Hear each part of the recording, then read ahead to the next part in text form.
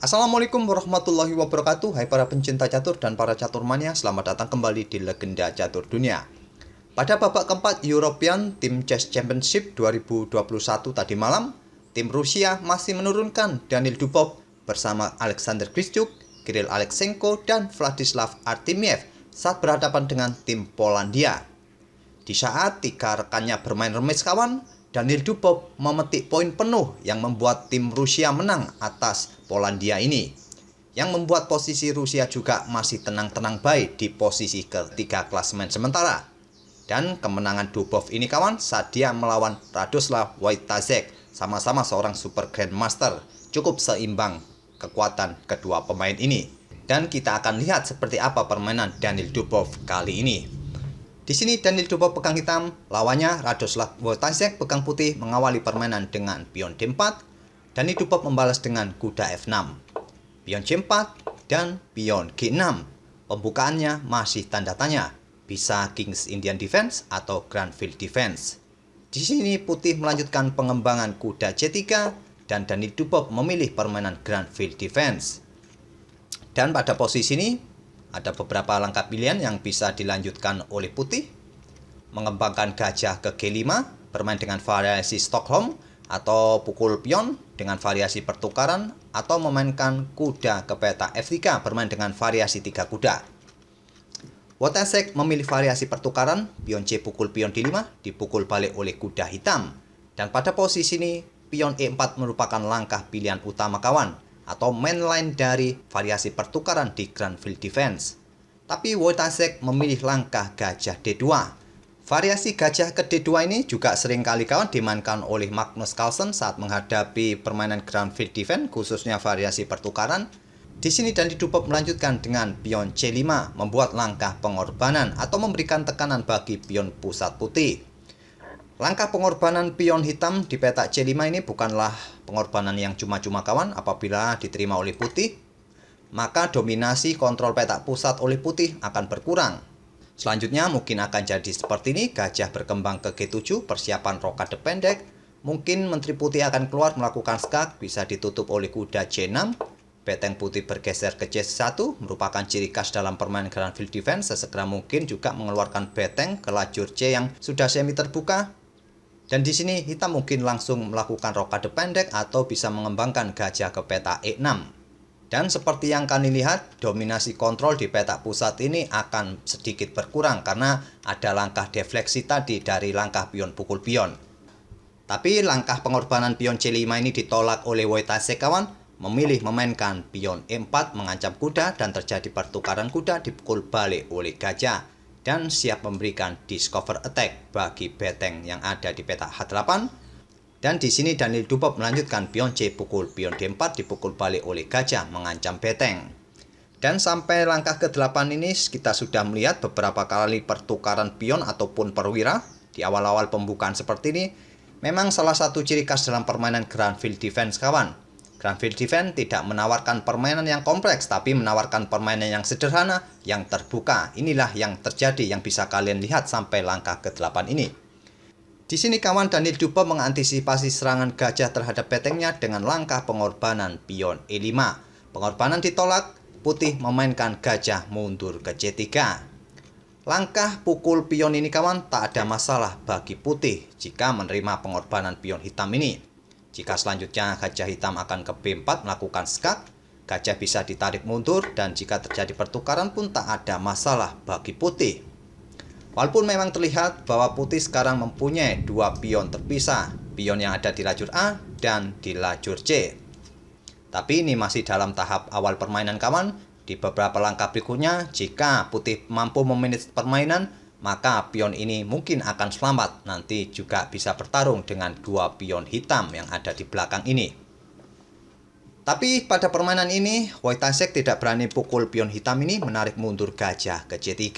Selanjutnya adalah gajah hitam berkembang ke D6. Menutup akses pertukaran menteri kawan. Daniil Dubov pun tadi juga tidak berniat untuk bertukar menteri. Di sini putih memanfaatkan temponya melakukan skak dengan gajah B5. Ditutup oleh kuda C6. Kuda putih F3 memberikan pressure bagi pion pusat.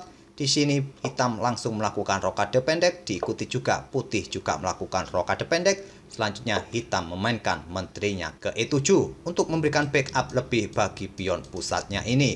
Di sini putih melanjutkan dengan pion H3 mengontrol peta G4 dari ancaman pimpinan gajah putih ini kawan. Di sini hitam juga melanjutkan dengan pion F6 untuk memperkuat posisi pion pusatnya, dan Wojtaszek melanjutkan dengan langkah pertukaran gajah pukul kuda C6 dipukul balik oleh pion B. Sekarang hitamlah kawan yang mempunyai dua pion yang terpisah. Di sini putih melanjutkan dengan langkah menteri keempat menyerang pion. Pion dibiarkan saja oleh Danil Dubov. Dia lebih memilih memainkan gajah ke E6. Dan di sini kembali Wojtaszek tidak berani pukul pion yang ada di peta C6 ini kawan, memilih menggeser beteng ke lajur pusat. Tapi langkah beteng ke lajur pusat ini merupakan langkah terbaik. Walaupun menteri pukul pion pun juga tak ada masalah bagi putih. Coba kita lihat saja apabila di sini menteri langsung pukul pion yang ada di peta C6. Mungkin beteng F akan menyerang menteri kembali saja ke peta 4, dan putih pun akan baik-baik saja kawan.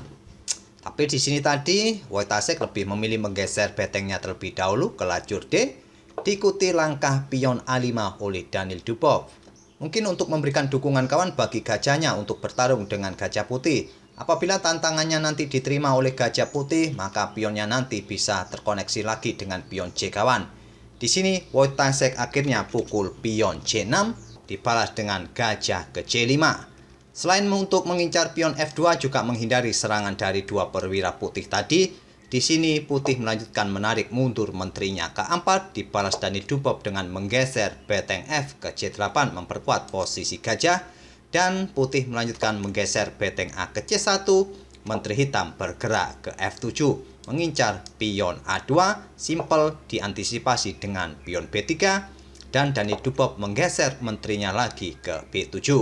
Untuk memberikan tekanan bagi pion E4 kawan, jika menteri ini meninggalkan baris keempat, menteri hitam akan mendapatkan pion yang ada di peta E4 ini.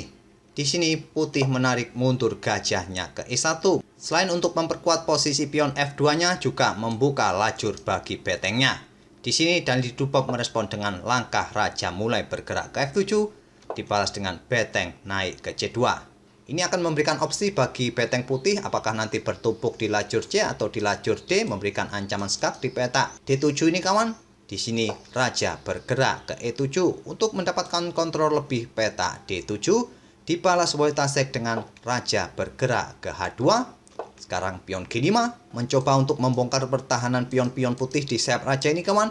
Dan sampai langkah ke-23 ini, dari tadi kita tidak melihat sedikit pun langkah kesalahan dari kedua pemain. Tapi di langkah berikutnya ini kawan, putih membuat kesalahan fatal dengan pukul pion A5.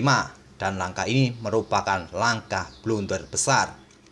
Mungkin maksud dari gajah pukul pion A5 ini, putih berharap nanti respon dari hitam adalah memainkan gajah ke B6. Tapi taktik seperti ini mudah saja dipatahkan oleh putih kawan. Menteri akan bergerak ke peta B4 melakukan skak terlebih dahulu. Setelah raja bergerak, beteng pukul beteng bisa dilanjutkan oleh putih. Jika dipukul balik oleh beteng, maka beteng satunya bisa naik untuk mengancam gajah di langkah berikutnya. Dan jika diblokade oleh beteng, terjadi pertukaran beteng lagi dan putih akan menang satu perwira. Tapi sayangnya kawan, respon Danil Dubov pada posisi ini juga cukup bagus.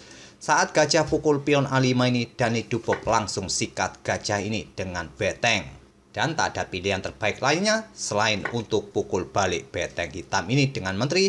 Tapi di langkah berikutnya ini kawan, gajah bergerak ke B4 memberikan double ancaman pada menteri, juga memberikan open serangan bagi beteng yang ada di peta C2. Di sini Wojtaszek menarik mundur menterinya ke 4 dan beteng pukul beteng lanjut Danil Dubov. Danil Dubov unggul satu perwira. Wojtaszek masih belum mau menyerah, memainkan pion A3 mengusir gajah. Gajah mundur ke D6. Dengan menarik gajah mundur ke D6 ini kawan akan menutup kesempatan bagi putih untuk menyerang di diagonal gelap ini. Walaupun nanti putih nekat melakukan pertukaran, bisa dipukul balik kawan oleh raja hitam dan posisi raja hitam akan baik-baik saja. Dan pada posisi inilah hitam menyerah di langkah ke-27 karena sudah jelas bahwa hitam sudah unggul satu perwira. Walaupun di sini putih mempunyai dua pion bebas kawan, tapi dengan keunggulan satu perwira, nanti hitam bisa saja menyederhanakan perwira di atas papan dan dua pion di sayap menteri ini akan mudah direbut oleh hitam. Apalagi hitam juga masih punya sepasang gajah yang cukup kuat untuk mendukung menterinya atau beteng mengincar beberapa pion yang ada di sayap menteri ini bisa dilakukan oleh hitam di beberapa langkah berikutnya. Itulah kawan kemenangan Daniil Dubov saat melawan Radoslav Wojtaszek yang mengantarkan tim Rusia menang atas tim Polandia di babak keempat tadi malam. Semoga permainan kedua pemain ini bisa menghibur kalian di sore ini dan memberikan bahan referensi dalam permainan Grand Field Defense, khususnya variasi pertukaran, dan kita akan bertemu di video-video berikutnya. Terima kasih. Wassalamualaikum warahmatullahi wabarakatuh.